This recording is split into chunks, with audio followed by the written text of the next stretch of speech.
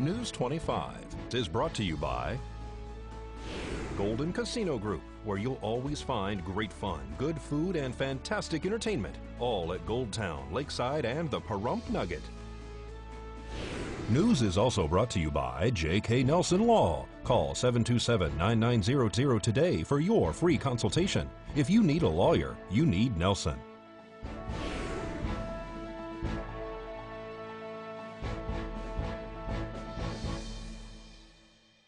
There's a police alert about a new phone scam, and a renowned cancer expert will soon speak at Desert View Hospital. News 25 starts now. This is News 25 with Eunette Gentry. News 25. Local coverage you can count on. Local law enforcement alert the public about scams. It's Thursday, July 18th. I'm Eunette Gentry. The Nye County Sheriff's Office is warning locals that the Social Security Administration telephone phishing scams are continuing to reel in residents. The Nye County Sheriff's Office have made a press release regarding another phone scam affecting the residents of Nye County. When called by the scammer, they say that your Social Security number has been suspended due to suspicious activity. This call is from the Department of Social Security Administration. The reason you have received this phone call from our department is to inform you that we just suspend your Social Security number because we found some suspicious activity. So if you want to know about this case, just press 1. Thank you. Should you receive a phone call like this, the Nye County Sheriff's Office would like to advise that you hang up, do not speak with the caller further, and do not give out any personal information. If you have any information, you are urged to contact the Nye County Sheriff's Office at 775-751-7000 or sheriff@co.nye.nv.us. You can remain anonymous. And the National Park Service sent a video out showing last week's impact of a rare species of fish. The National Park Service has sent a press release and video concerning the Devil's Hole pupfish. These are said to be the only type of fish in the world located off of Highway 372 in Ash Meadows. On Friday, July 5th at approximately 8:20 p.m., a 7.1 magnitude earthquake impacted Devil's Hole. The waves created by the earthquake caused the water to rise and drop at least 10 to 15 feet. They say that there were not any stranded pupfish found Saturday morning. The fish, they say, seem to be in good condition with spawning behavior occurring. 15 to 20 fish, 10 to 25 minimum, were observed on the shelf Saturday morning. National Park Service program staff as well as cooperating agencies visited the site to conduct several recovery actions. And the governor recently received a briefing from the head of the National Nuclear Safety Administration and senior official at the Energy Department's Nevada field office regarding unauthorized nuclear waste shipments in our state here in Nevada. Federal officials have not confirmed if the shipments included any reactive materials, triggering safety concerns. Energy Department officials confirmed certain shipments sent to the security site were not in compliance, and the components shipped have been disposed of. The components that were shipped pose no risk to the safety and health of the general public or workers at the facility or at the national security site here in Nevada. The department's National Nuclear Security Administration has launched an internal investigation to determine how this went undetected for a 6-year period. And stay tuned, we'll be right back here at KPVM, where we like to say that stands for keeping Pahrump and all of our area viewers in mind. You're watching KPVM News 25. Local coverage you can count on. Welcome back to News 25. Well, a world-renowned oncologist, Dr. Vogelzang, is returning to Pahrump. Dr. Tom Waters is inviting the public to attend that upcoming very important event. Dr. Vogelzang is a world-renowned oncologist. They know him all over the world as one of the best cancer doctors you can find. And he wants to come to Pahrump just to talk to us. He likes the residents of Pahrump and of Nye County. And I'd like the people to come out just to ask him questions. If they have personal cancer questions, he talks about prostate cancer, but not only prostate cancer. He talks about any cancers. Yeah. And like I say, he's world-renowned. He could demand from us $10,000 just to come out and speak to us, but he's doing it because he likes Pahrump. He'll be here on this month, July 25th. He'll be over at Desert View Hospital in the training room, which is on the lower level. It starts at 6 and it goes until 7:30. Yeah. So 6 to 7:30 every month. That's when the Prostate Cancer Support Group meets on the 4th Thursday every month. And for the 25th of July, Dr. Vogelzang will be our guest speaker. This is something probably once in a lifetime you're going to be able to get, because people all over the world have been asking him to come and speak to them. Yeah. So he travels all over the world. And when I contacted him, this was several months ago, yeah. We were able to set it up for July. And just recently he confirmed again he will be here on the 25th. He'll be here just before 6 o'clock because he has some other things that he's doing in Las Vegas. But he'll be here, and we'll go from 6 till 7:30.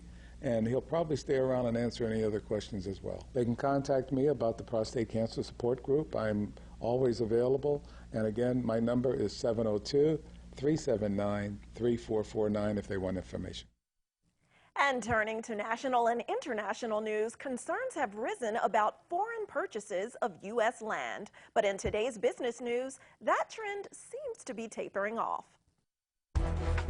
Here's Angela Miles with today's Business First Brief.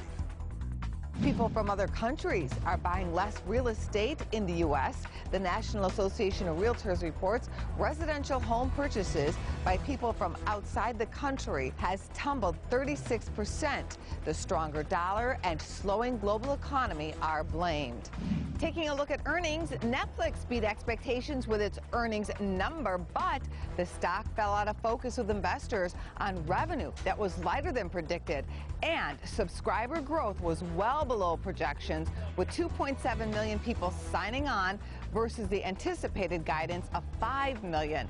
Netflix is burning through cash as it brings in new content. And IBM turned in better than expected earnings. Shares edged higher. Revenue was in line with analyst views. To find out where you can see us every day, go to businessfirstam.com. Thanks, Angela. And the Board of County Commissioners here in Nye County discussed a bill to amend zoning for marijuana establishments during Tuesday's meeting.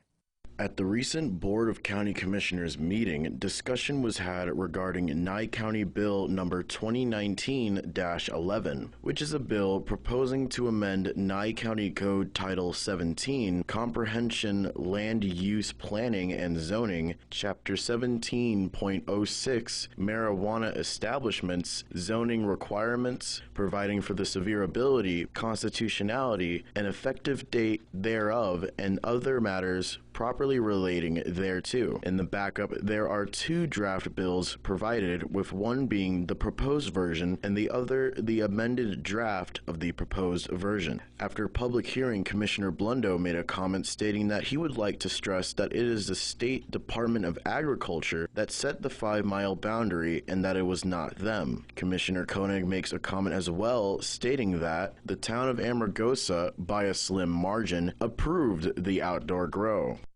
We had said we will not approve outdoor grow unless the town approved it.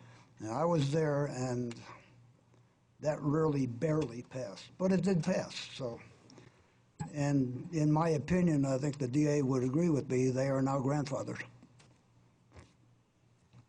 Correct.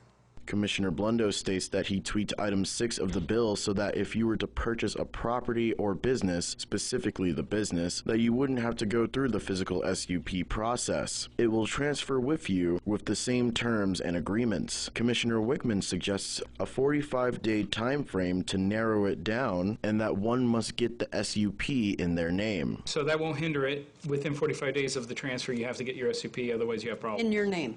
Yeah, you just have to get all the paperwork done and transfer in your name. Would that work? Yep. Yeah. Commissioner Blundo moves on to item 8 of the bill and talks about getting rid of the blue addition, the addition being outdoor facilities must be specifically approved in the SUP with location-specific conditions for size, fencing, security, and screening from the neighbors as well as distance to industrial hemp farms. He states it's so that industries are not affected and that they can continue to tackle the state. So it'll read, all cultivation, production of marijuana has a cultivation facility carries out causes to be carried out must take place in an enclosed facility, because if they need to, an outdoor facility has to come to us for a waiver, so. On item 12 of the bill, it states that the establishment must also hold Nye County harmless should any cross-contamination occur with their establishment. Commissioner Strickland asked if they should add and other growers harmless, but when asked if they could do that, the DA, Chris Arabia, stated that it was too broad to start exempting third parties from speaking. Commissioner Wickman stated that she believes they were going beyond their scope and no further discussion was had. Commissioner Blundo makes a motion to amend and adopt the language changes they just discussed and set an effective date of August 5th, 2019. Commissioner Strickland makes a comment before the vote stating that this means outdoor growing goes away without a waiver. The chairman calls for a vote. Call for the vote. Who's in favor? I say aye. Aye. Aye. Aye. Aye. Passes unanimously. And don't grab that remote. When we return, we'll have much more in-depth news for you about what's happening right here in the Silver State. News 25 is brought to you by Bill and Robin Law, injury attorneys. Injured, need money? Get Bill and Robin, your local Pahrump injury attorneys.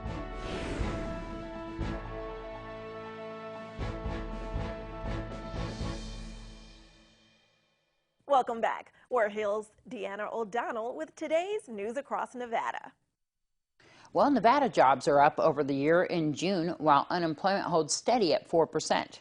Employment in Nevada is up 45,500 over the year, despite decreasing by 4,000 jobs over the month. The state's unemployment rate is at 4%, remained unchanged from May, and is down half a percentage point when compared to last June. The report from the Nevada Employment Training and Rehabilitation also notes that Nevada per capita personal income reached $49,458 in the first quarter of 2019 and was 90% of the national level, which was $54,730. The gap between the U.S. unemployment rate and Nevada's rate is the smallest it's been since January of 2008 at 0.3 percentage points. The Nevada veteran unemployment rate was at 1.9% in June of 2019, decreasing from 4.9% the previous year, and below the state rate of 4.2%. From January of 2014 to June of 2019, the unemployment rate for Asians, blacks, Hawaiian Pacific Islanders, American Indian, Alaskan Native, and whites have all been trending downward. Year to date, through June, 179,032 ads have been posted for jobs in Nevada, an increase of 49,273, or 38%, from the same period last year. Well, the public's invited to the first public open house regarding compatibility planning around Nellis Air Force Base, Creech Air Force Base, and the Nevada Test and Training Range. County, state, and federal agencies, as well as other organizations, are preparing the Nellis Complex Joint Land Use Study to promote compatible land use planning around the Nellis Complex and military operating areas. Through this process, stakeholders will identify and review existing and potential compatibility issues from a set of 25 factors, such as communication, land use, noise, vibration, light and glare, and alternative energy. 5 separate workshops will be held in various areas. There will be a meeting held on Tuesday, July 23rd at 5 to 7 p.m. at the Town of Tonopah Convention and Visitors Center, located at 301 Brower Avenue, on Wednesday, July 24th, from 4 to 6 p.m. at the Beatty Community Center, located at 108 Avenue South in Beatty. On Wednesday, July 24th, from 5 to 7 p.m. at the Indian Springs Civic Center, located at 715 Greta Lane in Indian Springs. And on Thursday, July 25th, from 4 to 6 p.m. at the Town of Alamo Justice Court Annex Building, located at 121 Joshua Tree Street in Alamo. And on Thursday, July 25th, from 4 to 7 p.m. at the Cora Coleman Senior Center, located at 2100 Bonnie Lane in Las Vegas. Well, local home prices broke out of a 3-month holding pattern to post a light increase during June, according to a report released Tuesday by the Greater Las Vegas Association of Realtors. The association reported that the median price of existing single-family homes sold in southern Nevada through its multiple listing service during June was $304,000. That's up 4.8% from $290,000 in June of 2018. Before slowing down this year, local home prices had generally been rising since early 2012, climbing back toward their all-time peak. The total number of existing local homes, condos, and townhomes sold during June was 3,626. I'm Deanna O'Donnell. That's your news across Nevada. Thanks so much, Deanna. Well, recently, the National Park Service listed the iconic Main Street Historic District in Fallon in Churchill County among the National Register of Historic Places. The National Register is the nation's official list of places worthy of preservation, recognizing important places and potentially qualifying them for certain grants and tax incentives. The Main Street Historic District is a significant reflection of the town's commercial development in the early 20th century through the mid-1960s. After the town was founded in 1901, Fallon quickly became the commercial, social, and administrative hub for Churchill County. Main Street became the primary commercial corridor featuring shops, restaurants, hotels, and even entertainment venues. And thanks to a partnership with the National Park Foundation, National Park Service, the U.S. Department of Energy, and BMW of North America, 6 electric vehicle charging stations have now been installed at the Oasis at Death Valley to serve visitors to Death Valley National Park. Currently, the charging stations are free and are powered by the Oasis at Death Valley's on-site solar field. 4 chargers are located at the ranch at Death Valley, and the other 2 are at the inn at Death Valley. Those chargers in Death Valley are part of a larger project to expand public access for electric vehicles and travel and help reduce air pollution in parks and in gateway communities. News 25 WeatherCam is brought to you by Lerner and Rowe Injury Attorney's Office in Pahrump. In a wreck, need a check? Call 702-877-1500. All right, it's time for us to take a look outside through our Lerner and Rowe weather cam at our current conditions, and we can see that sun still shining brightly over the Pahrump Valley. Just how much that sun will keep things warm and how those temperatures might increase over the next couple of days, we'll take a closer look when we return. News 25 weather is brought to you by Dairy Council of Nevada. The splash of cream in your coffee, the dollop of sour cream on your burrito, the melted toasty cheese on your pizza. Undeniably delicious, undeniably dairy. Enjoy what's real.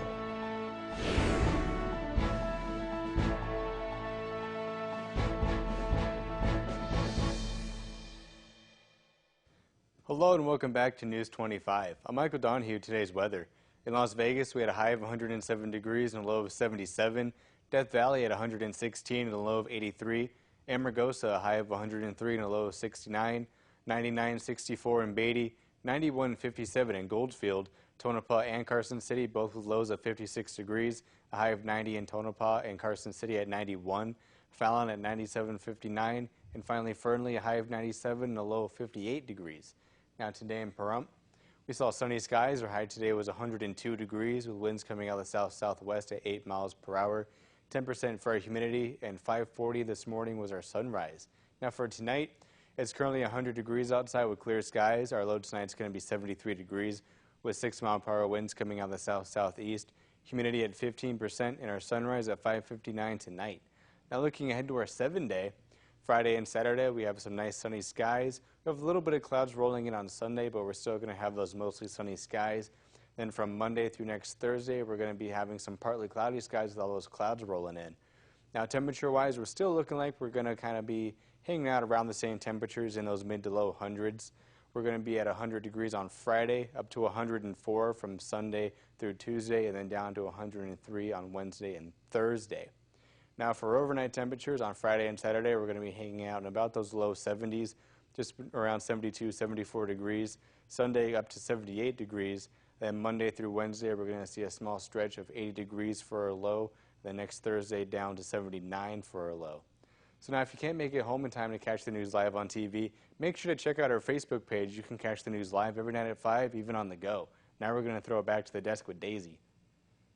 Thanks, Rocky. Well, that's it for this edition of News 25. I'm Eunette Gentry from all of us here at KPVM and Ace Country. Thanks for joining us. Good night.